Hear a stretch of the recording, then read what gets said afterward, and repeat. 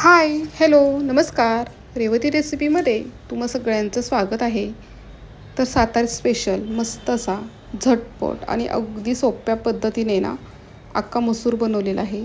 आता अख्खा मसूर जर तुम्ही ह्या पद्धतीने बनवाल ना तर घरातले सगळेच खुश होतील आणि बोटेत ना चाटून पुसून खातील. इतका सुंदर आणि झटपट सोप्या पद्धतीमध्ये ना मी अख्खा मसूर बनवलेला आहे.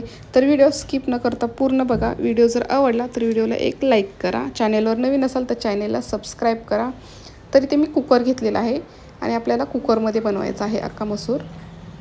तेल टाकलेलं आहे. तेल गरम झालं की मोहरी टाकायची.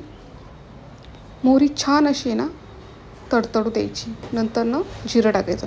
जिरं मोहरीची छान खमंग फोडणी बसली पाहिजे. जिरं पण बघू शकता मस्त असं फुललेलं आहे.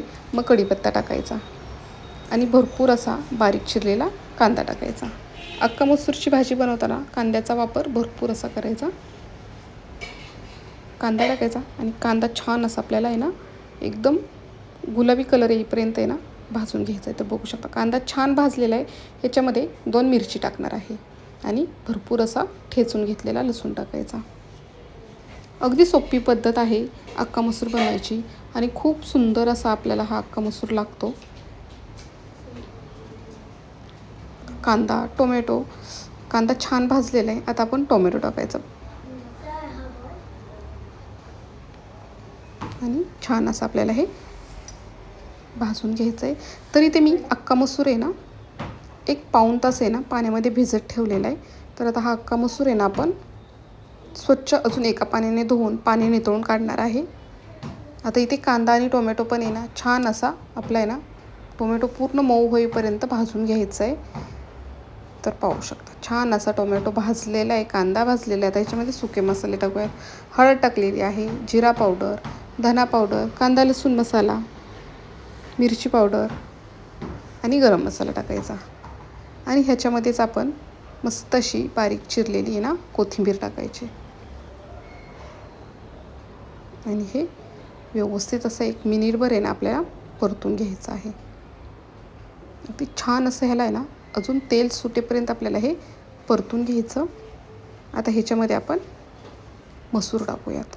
मसूरमधलं पाणी सगळं व्यवस्थित असं आहे ना नितळून घ्यायचं आहे. अख्खा मसूर टाकलेला आहे. आता व्यवस्थित असं 1-2 मिनिट एकदम बारीक गॅसवरती आपल्याला हे छान परतून घ्यायचं.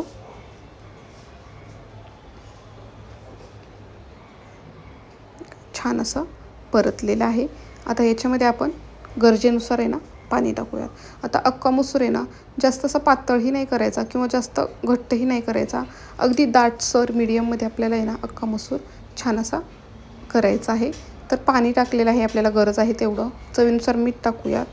व्यवस्थित असं हे मिक्स करून घेऊयात आणि झाकण लावून आहे ना आपल्याला ह्याच्या आहेत ना 3 शिट्ट्या करायच्या आहेत. तर 3 शिट्ट्या आहेत ना 1 शिट्टी झाली ना की गॅस आपला मीडियम ठेवायचा आणि मीडियम गॅसवरती अजून 2 शिट्ट्या करायच्या. तर 3 शिट्ट्या झालेल्या आहेत. पाहू शकता तुम्ही. 3 शिट्ट्या झाल्यानंतर ना कुकरची पूर्ण वाफ आपली आहे ना काढून घ्यायची आणि आपण बघूयात आपली मसूरची भाजी आहे ना आपली तयार झाली आहे का. तर बघू शकता मस्त असा तर्री आलेली आहे आणि मसूर पण आपला आहे ना आपल्याला जसं पाहिजे होता दाटसर तसाच झालेला आहे. जास्त घट्टही नाही किंवा जास्त पातळही झालेला नाही आणि छान असा शिजलेला आहे. पाहू शकता. आणि हा अख्खा मसूर तुम्ही भातासोबत, चपातीसोबत, भाकरीसोबत कशासोबतसुद्धा खाऊ शकता. इतका सुंदर झालेला आहे. तर व्हिडिओ कसा वाटला तो तुम्ही मला नक्की कमेंट करून सांगा आणि व्हिडिओ बघितल्याबद्दल तुम्हा सगळ्यांचे मनापासून धन्यवाद.